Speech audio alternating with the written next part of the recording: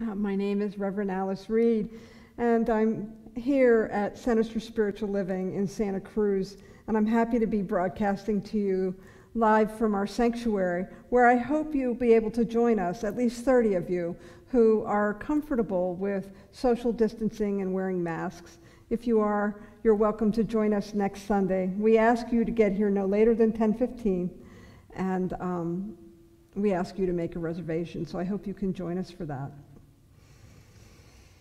So this month's theme is entitled Cosmic Connections.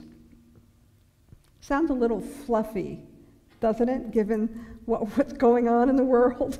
You know, when I looked at this thing of cosmic connections, I had to, I talked about it with the ecclesiastical team, and we began to look at it a little more closely.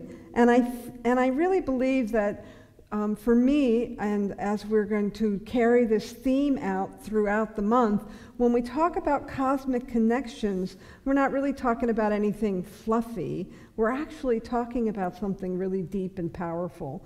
We're talking about how we are inextricably connected. We're talking about how you and I are indeed one, and how we're all working with this collective consciousness that is forever reminding us of our connection through the reflection that we do back and forth with each other. And I think it's important for us to know that these connections are happening daily, if not moment by moment. And that each time that I am reflecting, each time that I'm connecting, each time that I am making a connection with someone, that I am making a deposit into that connective tissue, if you will, of our consciousness and of humanity. You may have heard me say this more than once: there is no private good. And if there is no private good, then that means there's no private suffering either. That means that when someone suffers, at some level, we're all suffering. And that when we choose love, that at some level, we are all benefiting. Now, I know that many of you over the last few years, especially in the environment that we have been in, have taken up the cause. You've taken up the cause of, perhaps it's something in the environment. Maybe the cause that you've taken up is political. Maybe the cause that you've taken up is around anti-racism or caring for the homeless or the hungry. So when we look at this idea of cosmic consciousness, we look at activism as that place that we can inhabit that really calls upon the universal heart. That universal place where we begin to care for one another, where we begin to see God everywhere we look. You know, we believe and teach about the properties of the law of cause and effect. And I don't know about you, but boy, oh boy, are we swimming in effects these days.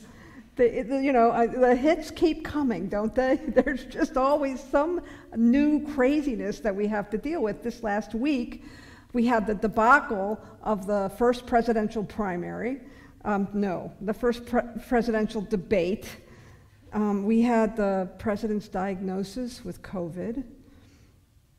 And then, here as a community, we had this little hiccup with our bank and the loan that's going to help fund our new roof. And so when we woke up on Friday morning and I heard the news that the president had been diagnosed with COVID, I had some mixed feelings.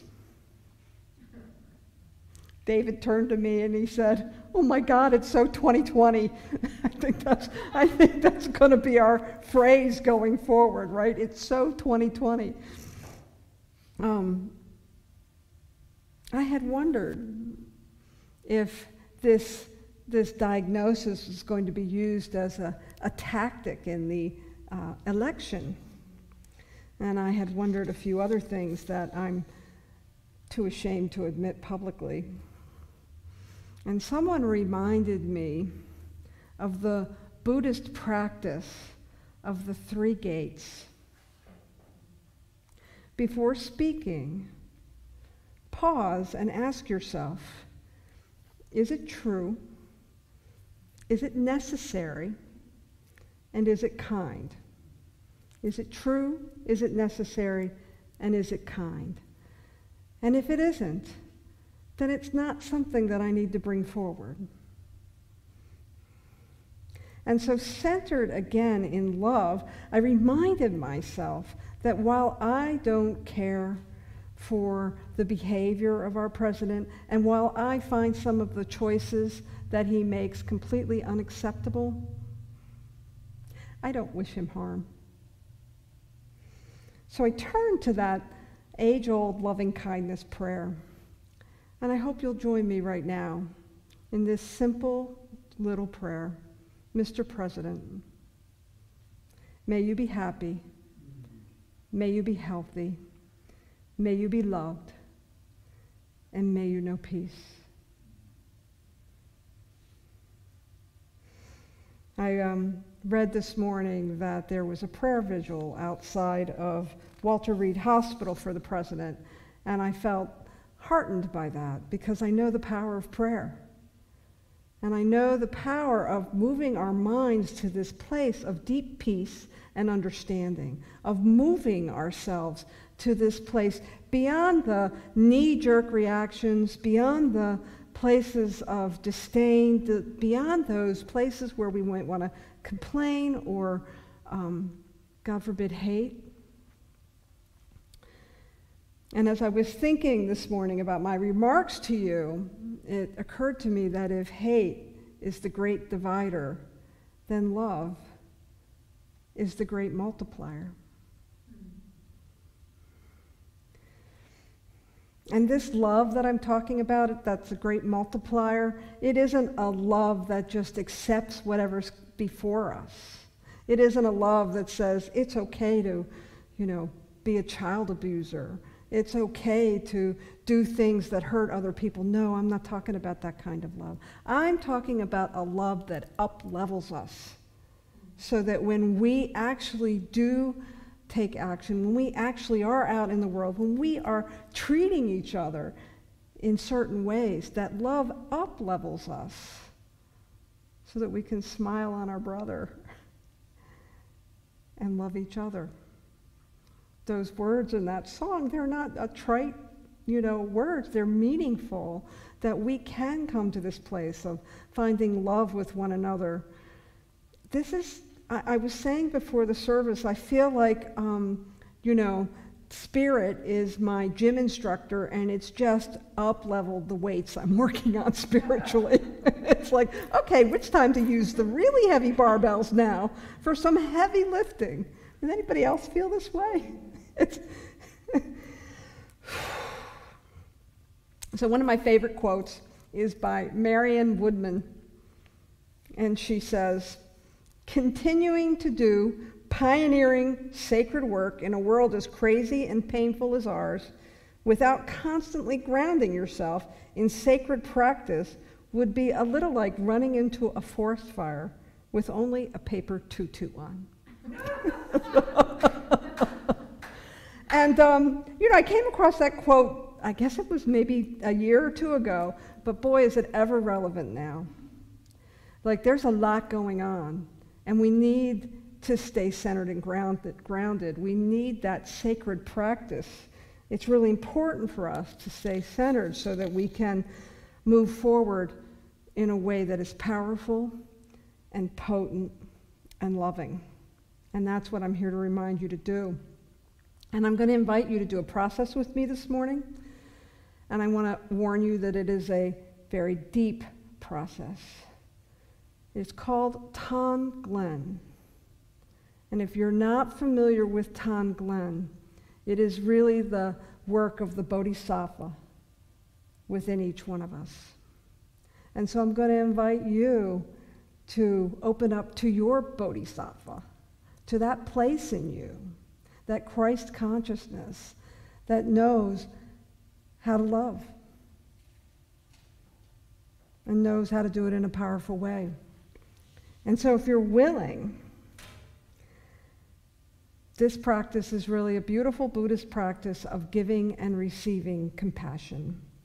And I'm going to invite you to simply close your eyes or lower your gaze, sitting quietly, calming your mind, and centering yourself. And opening your heart so that you can awaken that compassion that lives within you.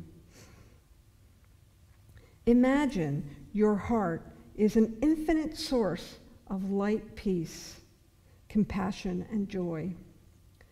You may also choose to invoke the presence of all deities and gurus, Buddhas and Bodhisattvas, that Christ consciousness that lives within you, and any other enlightened being that is meaningful to you, so that their inspiration and blessing and compassion may be born in your heart. In this way, you are resting in the bodhicitta, the enlightened nature of mind, and the awakened heart. What we know is that the bodhicitta is an inexhaustible source of purity, generosity, and compassion and wisdom. So sit for a few moments, breathing in and breathing out, and imagine that the radiance at the center of your heart purifies all negative karmic imprints and impulses. Now imagine in front of you, as clearly as possible, in your mind's eye, that someone you care about who is suffering is right before you. It can be your partner, perhaps your children, perhaps a beloved pet or a family member or a dear friend. And open yourself to this person's suffering. Imagine him or her sitting so close that your knees are touching each other. And imagine that beneath the outward form of this person, there is deep pain. And that this pain is challenging this person over and over again.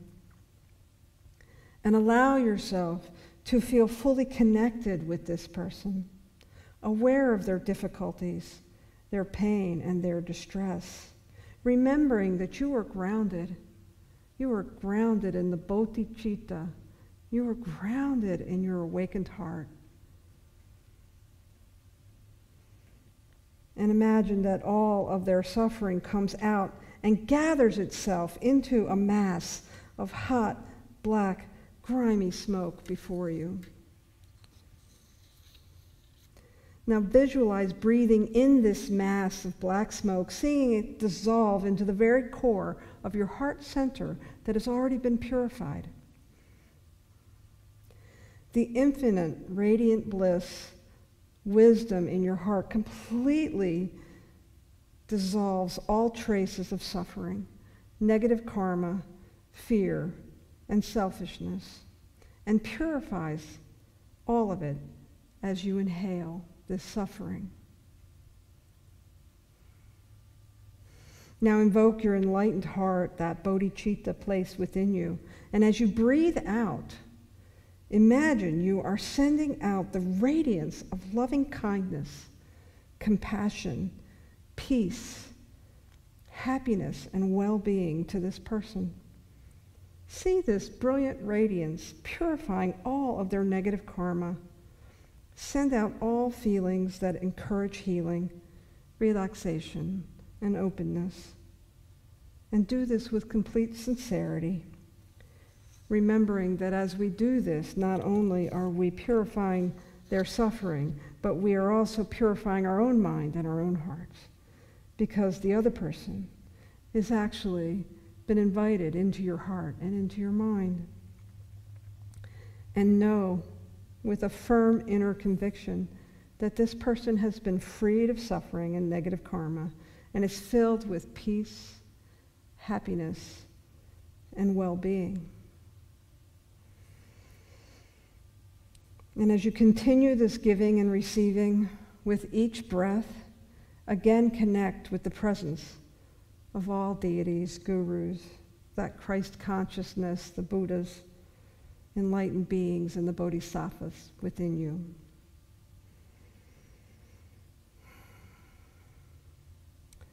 Imagine in front of you now, as clearly as possible, someone or some image of suffering that we have witnessed in our nation this week. It may be somebody that it's easy for you to love, and it may be somebody who's harder for you to love. But you've witnessed their suffering, and it's obvious to you. Allow that person to come to mind. And hold that person or that image in your mind's eye, and allow yourself in your mind's eye to get so close that you feel their presence. Imagining that they're sitting right in front of you, that their knees are almost touching yours. And imagine that beneath the outward form of this person or this image, there is a deep pain body that is hurting this person day and night. And allow yourself to feel fully connected with the difficulties, the pain, and the distress. Then as you feel your heart opening in compassion towards this person, imagine that all the pain and suffering comes out and gathers into a mass of hot, black, grimy smoke before us.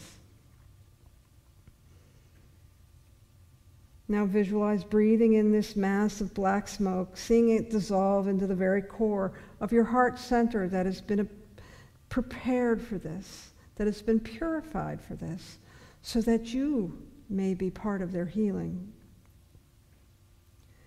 Knowing that the infinite, radiant bliss, wisdom in your heart completely evaporates all traces of suffering, negative karma, fear, and selfishness, and purifies all inhaled suffering. Invoke your inner heart, that enlightened place within you, the bodhicitta. And as you breathe out, imagine you are sending the radiance of loving kindness, compassion, peace, happiness, and well-being to this person or this image. See this brilliant radiance purifying all negative karma, and send out feelings that encourage healing, relaxation, and openness. Do this with sincerity, and remember again that every time we do this, every time we open our hearts with compassion, that by doing this we're purifying our own mind and our own hearts, because there is no private good. We are one, and there is no place where we are separate from each other. And as you continue this giving and receiving with each breath, know with a firm inner conviction that this person has been freed of suffering and negative karma and is filled with peace, happiness, and well-being. That anyone willing to receive this healing is now uplifted. And taking a deep breath,